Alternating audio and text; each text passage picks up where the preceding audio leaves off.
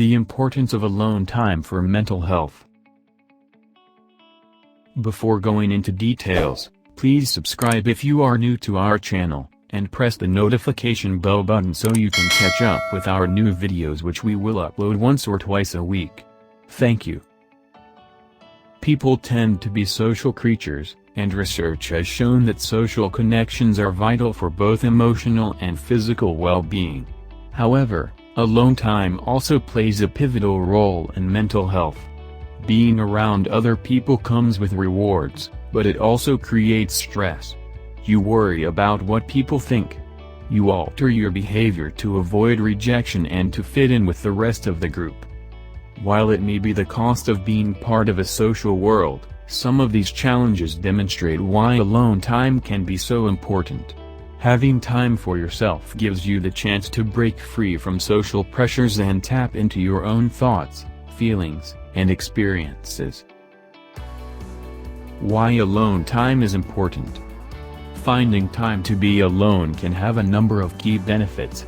Some of these include personal exploration, creativity, social energy.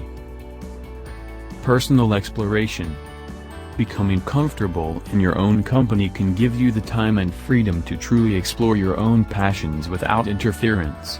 It can be a way to try new things, research topics that fascinate you, acquire knowledge, and even practice new methods of self-expression. Giving yourself alone time means you can explore these things without the pressures and judgments that others may impose. Having time to yourself is critical for growth and personal development. Instead of worrying about the needs, interests, and opinions that others may have, alone time lets you focus on yourself. Creativity. Alone time is an opportunity to let your mind wander and strengthen your creativity. Without the need to care for or interact with other people, you can ignore outside influences and focus inward. Research actually suggests that being alone can lead to changes in the brain that help fuel the creative process. One study found that people who tend to purposely withdraw in order to spend time alone also tend to be highly creative people. 1. Social energy. Living alone tends to be seen in a negative light. However, researchers have found that people who live alone may actually have richer social lives and more social energy than people who cohabitate with others. In his book Going Solo, sociologist Eric Klinenberg notes that 1 in 7 U.S. adults lives alone. He found that not only were these adults not lonely, many actually had richer social lives. Signs you need some alone time. It's not always easy to recognize the signs that you might need some time away from other people. Some signs to watch for include feeling short-tempered, getting easily irritated by sometimes minor things, losing interest in doing things with other people, feeling overwhelmed or overstimulated, having trouble concentrating, getting anxious about spending time with other people. The good news is that even if you are struggling with any of these signs, a little alone time can have a significant restorative effect. In one study, people who reported spending approximately 11% of their time alone experienced fewer negative feelings and subsequent demanding social experiences. How to spend time alone. If you are thinking of spending some time alone, it is important to do so in ways that are beneficial to your mental well-being. Being alone is most beneficial when it is voluntary. It's also important that you feel like you can return to your social world whenever you like.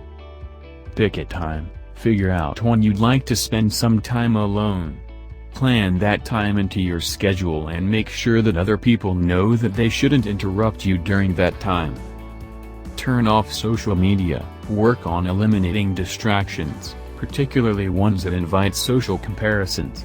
Your focus should be on your own thoughts and interests and not on what other people are doing. 11.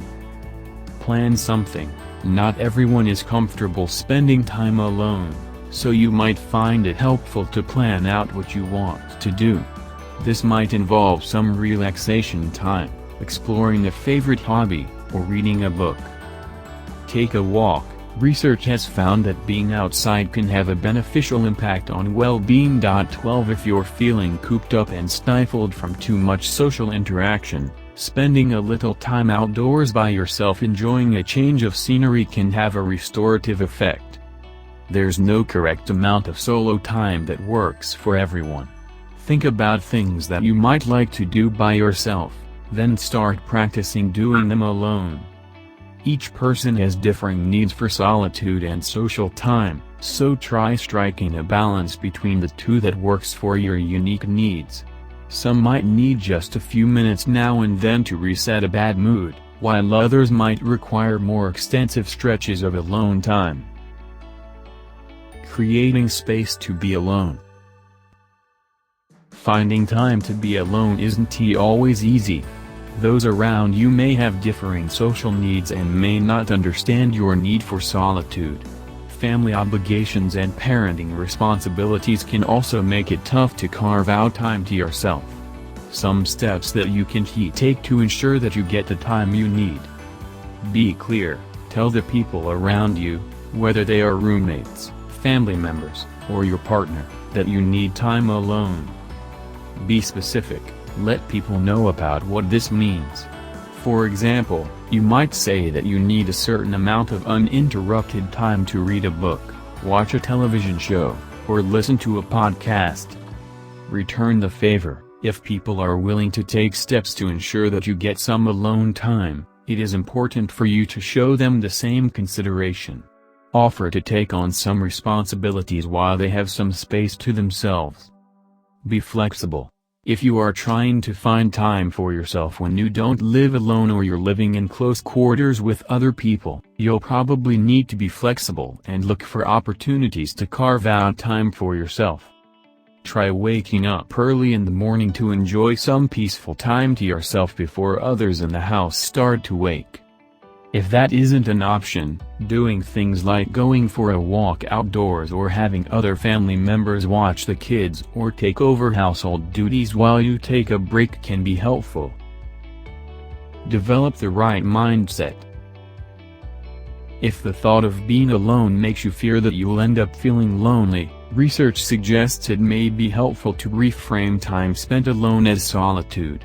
In one study, participants were assigned to either read about the prevalence of loneliness, read a passage about the benefits of solitude, or read about an unrelated topic. After completing this reading, the participants sat alone for a 10-minute period. In each condition, people experienced decreases in both negative and positive feelings.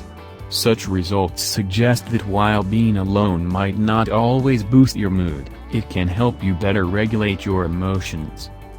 The study also found that while people who read about the benefits of solitude didn't necessarily experience a better mood, they didn't have the same reduction of positive feelings that those in the other two groups did. Such findings suggest that reassessing how you look at spending time alone can play an important role in moderating the potentially negative effects of loneliness. Please leave us your subscription for more videos. Thank you.